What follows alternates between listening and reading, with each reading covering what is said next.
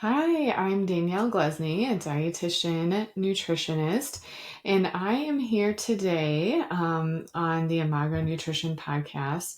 We are here to answer your questions and give practical nutrition strategies to help you and your family flourish. So, what we're going to talk about today is just a topic. Normally, we answer questions, but we don't have a question today, just a topic. So, if you have a family history of diabetes, or you know someone who struggles with diabetes and wonder if you are at risk or if there are ways to reduce your risk of developing diabetes or prediabetes, this is the podcast for you. And if you already have diabetes, this is still a great podcast for you. We're going to give you some information on a tool on our website, but also talk about, how blood sugar impacts, movement and what you eat. So it's going to be really helpful for people with diabetes, or if you're trying to reduce your risk of developing diabetes. So today we're going to talk about just to give you a little brief outline, what it means to have high blood sugar, what are the risk factors of developing prediabetes, what is the difference between prediabetes and diabetes, and how can you reduce your risk.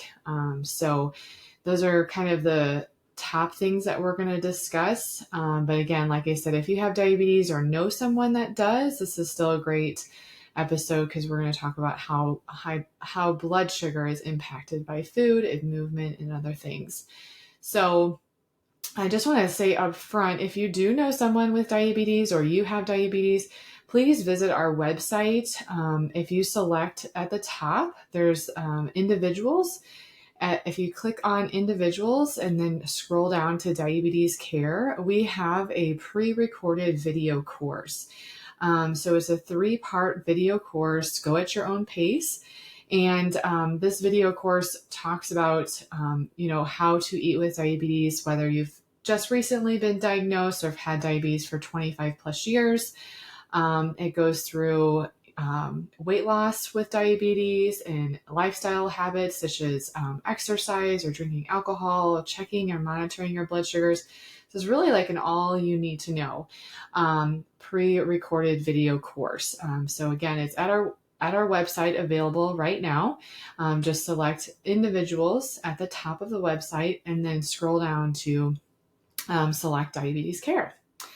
So to start off, let's talk about what's going on in your body. Okay, so normally, this is if you don't have diabetes, what's supposed to happen, your body breaks down most of the food we eat into sugar, called glucose, and that is released into your bloodstream. And then that glucose or blood sugar goes to all parts of your body, so you can use the energy after it gets into the cells.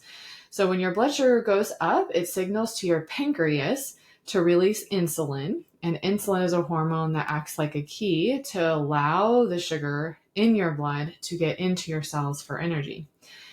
So that's how it should work. With type 2 diabetes, your body is not either making enough insulin, so there's more sugar staying in the blood because less of those doors are being unlocked, or you can't use the insulin you are producing as well, and that's called insulin resistance.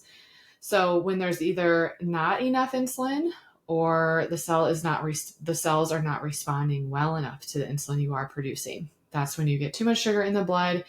And over time, that can cause some serious health problems such as heart disease, vision loss, kidney disease, and so on. So watching your blood sugar in preventing diabetes is really powerful way to prevent other complications and other health concerns. So what is the difference between prediabetes and diabetes? So prediabetes means your blood sugar level is higher than normal, but not high enough to be diagnosed as diabetes. So it's really just that stepping stone right before the diagnosis of diabetes. And diabetes can be diagnosed in the doctor's office through a lab lab values. So what they call A1C is an average of your blood sugar over 3 months. Okay, so this is a one-time blood draw that you don't have to fast for because it's an average of your blood sugar over a 3-month period of time, and it's measuring the accumulation of sugar on your red blood cells. So normal levels are below 5.7. So that means you don't have prediabetes and you don't have diabetes when the A1C is 5.7 or less. And then, I'm sorry, if it's less than 5.7. If it's 5.7 to 6.4, that is considered prediabetes. So 5.7 to 6.4 for your A1C is considered prediabetes. And for the diagnosis of diabetes, according to the American Diabetes Association, is 6.5 and higher. So that's any time that you have that diagnosis or that A1C value of 6.5, you have the diagnosis of diabetes. Now you can lower that. You can go from diabetes to prediabetes. You can go from prediabetes to normal levels. It's just based on a couple different factors, which you'll kind of get a hint at towards when we talk more. But you can change those values with or without medication. It depends on the person. And that doesn't mean you are no longer with diabetes. It just means you really need to keep watching it. Based going to your doctor yearly, every 6 months, every 3 months, ideally to monitor your A1C is really important. So if you're getting higher than the 6.5, higher than 7%, it's really in the 10%, 9%, 13%. Those higher levels is when you get all those complications. So keeping it at 6.5 or less is really fantastic. And if you have diabetes, keeping at 6.5 to 7% is really great. So that goal for your A1C depends on your overall health status, and that would be a good question for your doctor, what their goal for you is for your A1C. Okay, so let's circle back to what are some risk factors for prediabetes. So some risk factors for prediabetes are anyone over the age of 45, if you are overweight, if you have a parent or sibling with diabetes, if you've had gestational diabetes during pregnancy, and if you are not physically active at least 3 times a week. So those are the risk factors for prediabetes. And now we'll dive into how can we reduce your risk of developing diabetes or prediabetes. So the first one is move more. Take a walk after dinner, stand up while talking on the phone, walk to your coworker's desk instead of sending an email, or walk around on TV commercials. Sometimes smartphones can have, or smartwatches can have like a little alarm that buzzes for you to get up and move after a certain amount of time. So that can be really helpful. The key here is just to be physically active with something you enjoy. And then trying to incorporate that physical activity throughout the day, not just like a one-time thing in the morning or a one-time thing in the evening. If you can just be spreading that out by parking farther and what have you, that's going to be amazing as well. So what physical activity does is it drives the sugar out of your bloodstream into the cells to be used. And that is why it is especially good, kind of a bonus, if you will, to exercise after you eat. It doesn't have to be anything strenuous. Just a walk after a meal prevents the blood sugar from going as high as it would had you not taken a walk.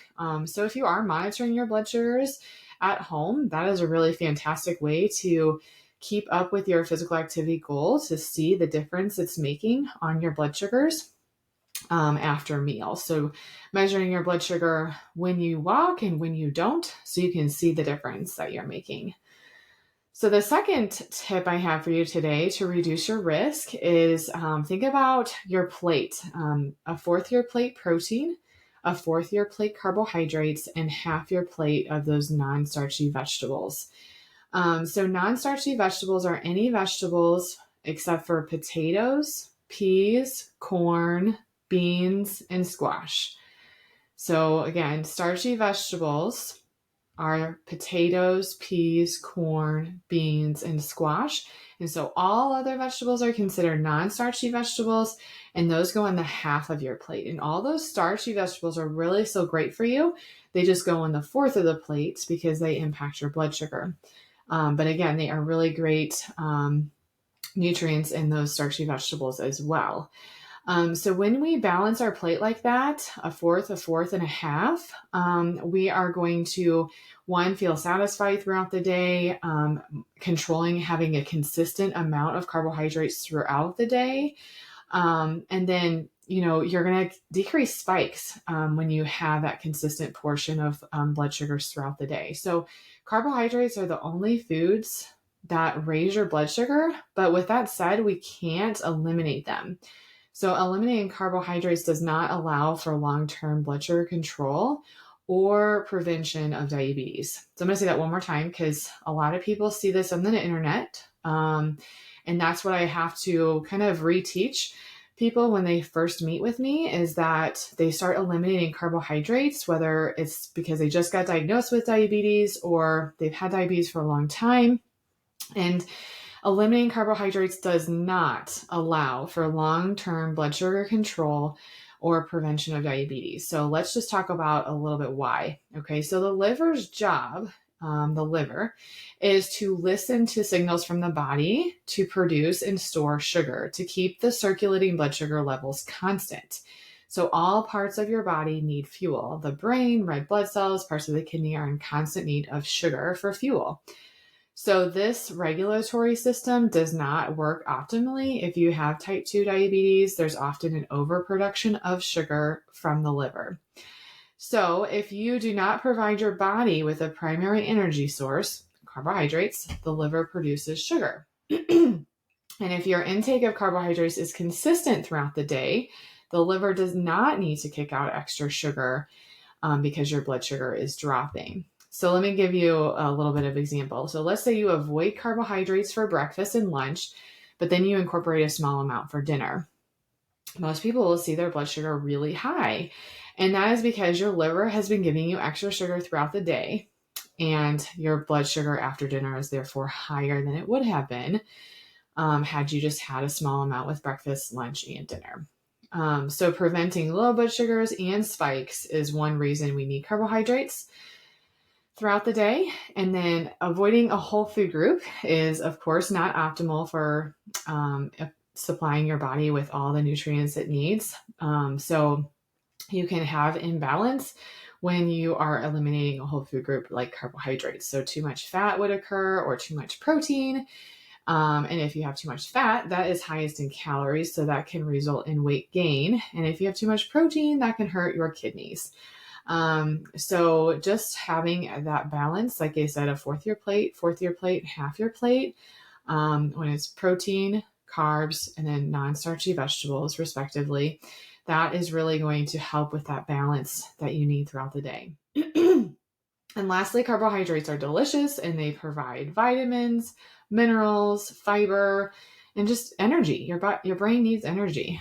So people eliminating carbohydrates really have some brain fog, and they just don't feel very good when you don't have energy. So the protein and fiber portions on the plate also, like I said, prevent spikes. It actually helps your blood sugar look like a nice rolling hill, which keeps it closer to the normal range. Additionally, selecting high quality carbohydrates can also reduce spikes in your blood sugar. All right, so that was tip number 2. Tip number 3 is just watching your beverages. So water is the way to go.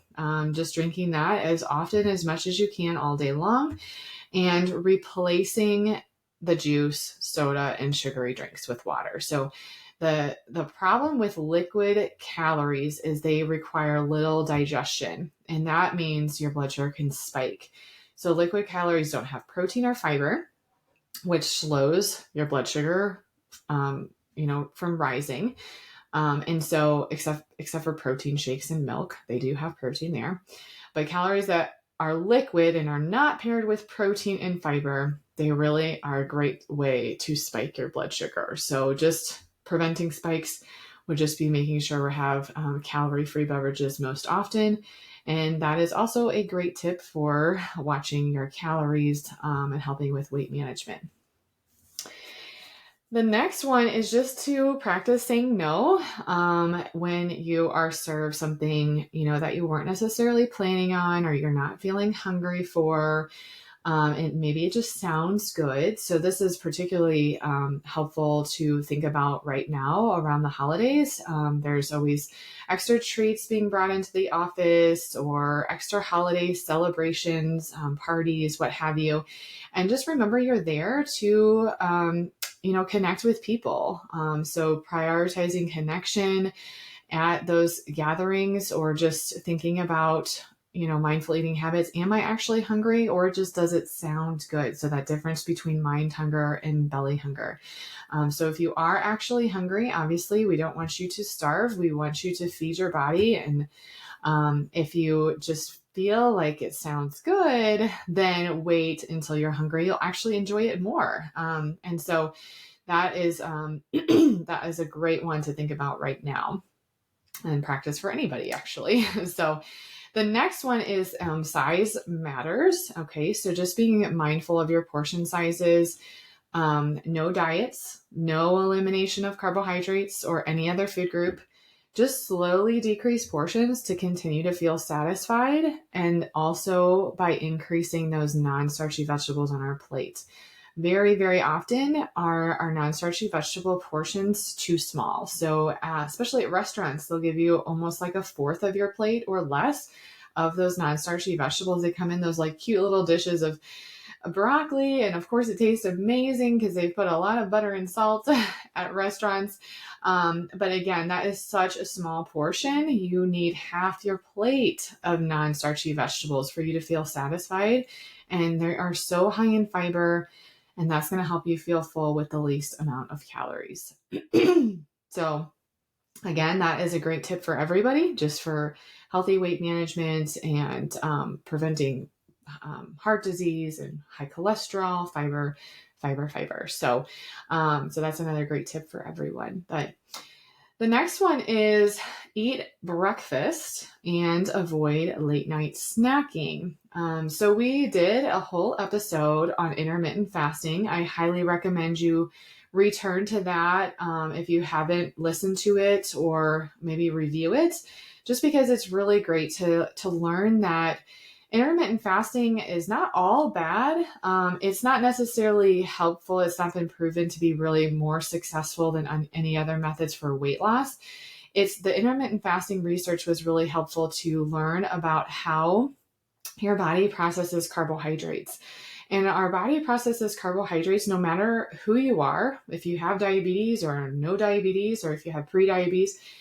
No matter who you are, if you don't have diabetes, your body still does not process carbohydrates as well in the late afternoon or evening hours. Therefore, no matter who you are, we are not designed to be having late night snacks. It doesn't allow our bodies to prepare for sleep well. It doesn't allow for our cells to rejuvenate. And it basically just insulin resistance occurs late night, at the late night hours or late afternoon. So if you can move your dinner time to 5 o'clock or 5:30 or even 6 o'clock, and then just stop eating after dinner, that is intermittent fasting right there. I still want you to eat breakfast. Intermittent fasting doesn't mean 24 plus hours, 10 hours, 12 hours is great. That is all that's needed. And that is really going to decrease the insulin resistance, allow your body to process carbohydrates really well. If we can make sure we eat breakfast and avoid the late night snacking. So the last tip I have for you today is weight loss. So it is most often the first thing recommended for improving blood sugar. So if you are overweight, this would be a tip to help decrease that insulin resistance as it occurs with excess weight. So insulin resistance, again, is when your body is producing insulin, you're just not responding with the same effectiveness, which is allowing for more sugar to stay in the blood. So even just losing 5 to 7% of your body weight can lower your A1C or your average blood sugar. So just a little quick math for you, since I'm horrible at math. You may not have a calculator right in front of you here, but if you weigh, let's just say you weigh 200 pounds, weight loss of 10 to 14 pounds would be the 5 to 7%. Maybe you weigh 225 pounds, then you would lose 11 to 16 pounds for that 5 to 7%. Or maybe you weigh 250, okay, etc.